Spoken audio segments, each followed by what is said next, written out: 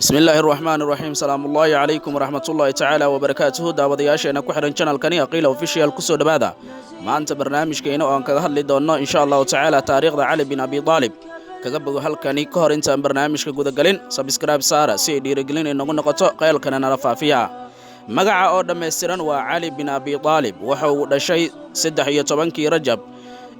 sanadii 601 magaalada Makka ayuu ku dhashay isla markaana wuxuu dhintay 22 Ramadaan ayuu dhintay sanadii 661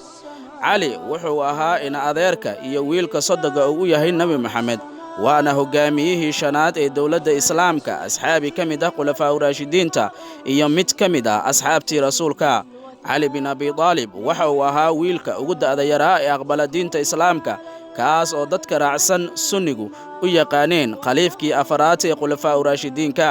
sidoo kale dadka raacsan shiicada waxay u aqoonsan yihiin imaamkii koowaad iyo kan xaqa u leh in uu ku xigo Nabi Maxamed Ali wuxuu ahaa hogaamiye kamid ah khulafaa raashidiinka kaas oo talada iyo hogaanka maamulka dawladda Islaamka la wareegay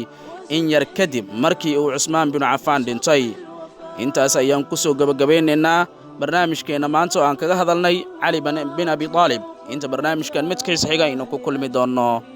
nabadino nooli kulanti dambe oo xiiso leh